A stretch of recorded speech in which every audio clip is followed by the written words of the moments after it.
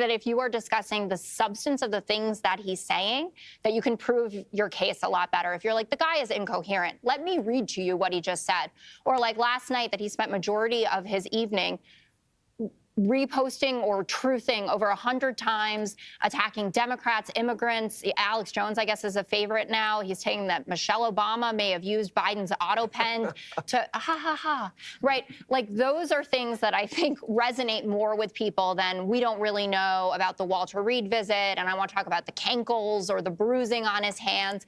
Like, that doesn't win you elections. Going through the record and saying these are the things that he's doing that are helping no Americans put more money in their pockets is the way to go forward. Jessica Tarlov, God bless her, continues to be the rare voice of reason at Fox News, that the audience needs to be listening to and probably are trying to ignore as hard as they can, because otherwise all of the BS that Trump is spitting out will just be flying right over their heads. Under my executive order to lower prescription drug prices, which I think is the single biggest thing we've ever done that nobody writes about, because you're fake news.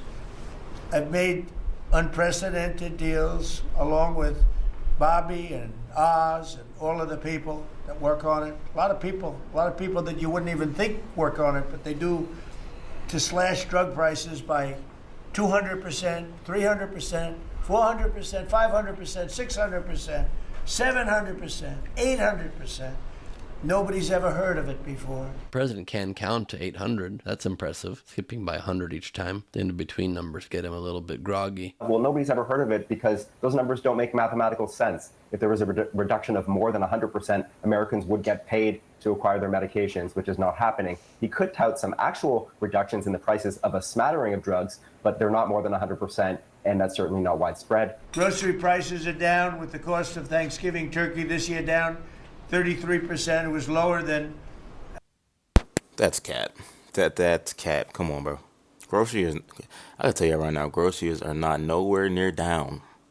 That is so cap. Oh my God. 33% lower than under the Biden administration. Egg prices are way down 86%. Thank you. No, they're up. They're up 2.7% year over year as of September, 1.4% from the month he returned to office in January. So imagine being able to build an app with your name on it, just by thinking about it. Meet Base 44, a complete AI creation. Up, not down. Since last January, we've stopped inflation in its tracks. And there is still more to do. There's always more to do, but we have it down to a very good level. It's going to go down a little bit further. You want to have a little tiny bit of inflation, otherwise that's not good either. Then you have a thing called deflation. And deflation can be worse than inflation. But we have it almost, we'll soon be at a perfect level. Well, the inflation rate in September, the most recent we had, was 3% year over year. That is the exact same as it was in January. And September was the 5th consecutive month the year over year rate had increased. So it's rising. It hasn't been a stop. He said he inherited the worst inflation in history. No, again, he inherited 3% inflation. Even the peak Biden era inflation, Dana, 9.1% in June 2022, was not close to the all-time record. I proudly signed the largest tax cuts in American history with the Great Big Beautiful Bill. The Great Big Beautiful Bill, the biggest piece of legislation ever signed, and that includes the extension of the original Trump tax cuts. But it's the biggest tax cut ever signed, and it includes no tax on tips, no tax on overtime, and no tax on Social Security.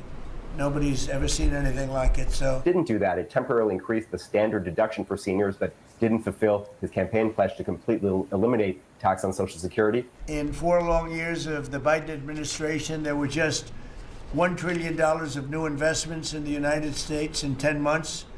We've secured commitments of over $18 trillion. So they had, in 1 year, less than $1 trillion. That's in a period of 4 years.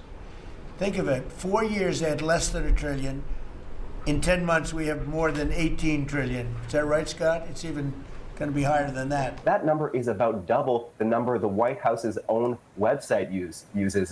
That website uses 9.6 trillion. I went through that number line by line based on the White House's supposed figures, found that even that smaller figure is a large, wild exaggeration. So certainly no basis for that 18 trillion figure. So in summary, we've heard all these before. We've debunked them before online, on TV, but the president keeps saying them. Look, this kind of fact. Like, bro, is he like Trump? Are you? This is not facts. So where are you getting these numbers from? Like, what? Why are you pulling them out your? You know what I mean? I don't get it. Like, just tell the truth. Do better. Like, it's crazy, bro. Drop the files. Checking by CNN, while essential, is the bare minimum of what should be required of our news outlets, especially now that Trump and his allies are targeting media outlets that aren't friendly to their agenda. Did you see the Pentagon the other day with just Matt Gaetz and Laura Loomer being the only people pretending there to be even pressed, asking questions, because they're the only ones that agreed to be at press briefings and only report what the government wants them to report, which is the exact opposite of what press is supposed to do and what the meaning of the term is, what the entire purpose of the industry is, or as Trump says, industry. So they're being targeted by Trump if they're not friendly to the Trump agenda, and they're called fake news. You're fake news. But the Democrats should maybe be pointing this out, like how Trump's making up numbers and lying about every single thing and pretending like things are going well for them, for the American people, when they're not. I mean, his new catchphrase now is that affordability, the word affordability, is a Democrat hoax. Let's see how that one plays come the midterms. Keep saying that, President Trump. That would be really great. Ignore completely the legitimate economic concerns of tens of millions of Americans across the country. Smart move. Very, very smart move. I mean, there's this clip from Scott Bessent as well. In a blue state, affordability is worse than a blue state. We can debate that, but keep going. No, there's no debate. The number, 50 basis points higher inflation, the 10 highest, the inflation rates, they are in blue cities. I mean, he doesn't even look like he knows what he's talking about. So he literally lost his place while saying the bull. So if that's any indication for you. But go on. Fact check it, Andrew Ross Sorkin. Just so you know, because I went to look at this. This is the Joint Economic Committee, since 2021. The highest inflation of the past 4 years has been in red states, especially Florida. I'm talking about current. Current. Not over the past 4 years. Right. Today. Okay. That's current. I would think 4 years would be a That's reasonable current. trend line to look at. Today it is 50 basis points higher. So anyway, and look, the people are voting with their feet.